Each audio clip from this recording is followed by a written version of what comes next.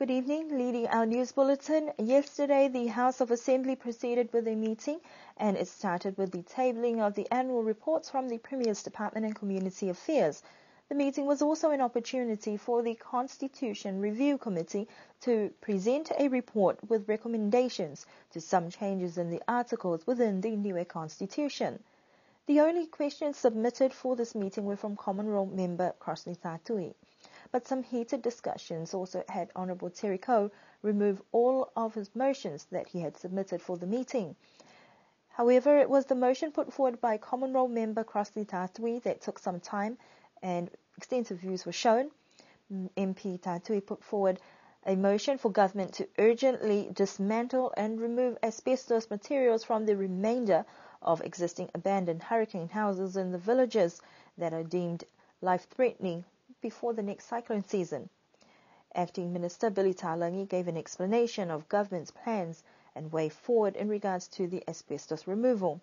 There were mixed views from members of Parliament considering the motion, rehashing issues that have been debated since Cyclone Hatha. The main discussions revolved around removal of the asbestos around the island and the options to either bury the asbestos on the island or to remove them from the island and return to New Zealand. The motion was supported by all 18 members present, but it is not clear how urgent government would be able to dismantle or remove the asbestos from houses or the island before the cyclone season, which is just a few months away. Other matters that were discussed during the House of Assembly meeting were programs that are expected for this year's 38th Constitution celebrations. The drive to boost tourism and private sector development on the island has Niue's Chamber of Commerce requesting for clearer immigration guidelines. Chamber President Avi Rubin says that Niue needs foreign workers, but there should be proper labour agreements and policies in place with clearly defined terms. We have to make sure that there's rules and regulations and people are sticking to them. So if people come here and they have a 2-year contract, they finish the contract and they go back. If it's in immigration, it's a different issue. Immigration is for the benefit of the country. If somebody wants to immigrate, like anywhere in the world, they either have to invest money in the country or they have to put a business that will employ people, something that benefits the country. That's why we need clear definition between labor movement, people come, work and go back, and people that generally want to immigrate and bring something to the country. So I believe that we can address both issues where people have clear understanding of who is coming to do what. The concern we have is that at the moment there's no clear definition between labor movement and migration. And we basically saw what the Cook Islands are doing, what New Zealand is doing. They have labor movement. People come for a period of time, they work, do the job, go back, and so on. So we are addressing the issue of the shortage of labor, but we are not changing the demographics. So in 20 years' time, you're not going to say, hey, what happened? How come Niue completely changed? We have to keep an eye on it and make sure that the people come, they do their job, they well look after, so it's for their benefit as well. We want to make sure there's rules for them and the sponsor know what they're getting into.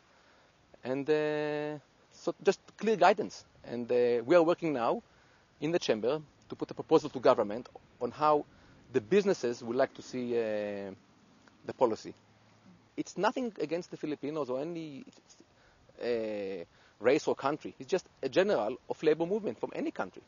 And it's a general thing, and it's for the benefit of the people on the island and the benefit and the protection of the people that are coming to work here. We want to make sure they are well looked after and they know what they're getting into before they come here. Locals have become quite cautious of the number of immigrants coming to the island, but government is already reviewing policies and looking at the immigration bill that was passed last year. Mr. Rubin says that policies in place need to ensure benefits to the island from those who would like to come to Niue. Niue is part of a dynamic stability study that focuses on identifying how much renewable energy Niue would need in order to safely operate the power grid. The study is funded by the Pacific Island Greenhouse Gases Abatement through Renewable Energy Project, or PIGAREP for short. We spoke with Jeffrey Palermo about the scope of the survey he has been working on this week with the Niue Power Corporation. Niue Power Company has been very cooperative. We've gotten a lot of good information and helpful results. I think that we've made a lot of progress at identifying what has happened on the island in the past and how we can improve the performance of the system. How much photovoltaic electricity can be produced on the island. And second is there have been a couple of problems with a few of the large motors on the island when they've started. So we've been looking at both of those issues. Mr. Palermo says that there have been some issues with some of the equipment that's being used for the photovoltaic systems, but these will be resolved. Whether or not Niue is considering going fully renewable or partial, the study is to see what options would be most beneficial for the island. Niue does have, some advantages. The size being small is actually good, so many manufacturers are interested in putting demonstration projects here. But it's very hard to go, for any place to go to 100% renewable, especially with photovoltaics, because it gets dark at night, if nothing else, you see. And there also are some technical issues that even during the daytime, you need to have some regular generation that's running always to work with the renewable energy generation. Well, in the short term, really, it's a matter of just making some adjustments to the settings on the equipment that's already here. Part of what we did in this study was to look at how the Niue power system performed under extreme conditions using a computer simulation. You don't want to do that in the real world. So we looked at various extreme conditions, and then that helped us see how extreme the conditions would be for the photovoltaic generation, and that we can then use that to make changes in the settings to that generation so that under some unusual conditions, the photovoltaic generation remains connected to the network, and then you get better performance from the system. There are a number of projects that are coming up that look to be very, very good for Niue. There's a large 200 kilowatt photovoltaic installation that's going to be completed fairly soon, and I think that will be really good for the island. And what will happen is you'll gain experience with how this equipment performs and how it affects the operation of the island, and then if you need to make more adjustments, you can. Mr. Palermo will be submitting a report in a few weeks and also departs the island tomorrow. Alofi North is preparing to host their annual show day this coming Saturday. However, this week the village council had raised concerns over raffles that have been sold. There have been instances where people have taken advantage of village show days to sell major raffles using the village council brand. This is a matter that the Niue police will also be monitoring. According to Niue police, the raffles sold under the permit of village councils for show days is limited to a maximum of $500. If there are raffles worth more than that amount, individuals or groups selling these raffles would need to apply for separate permits to be paid on the spot before the raffles may be drawn.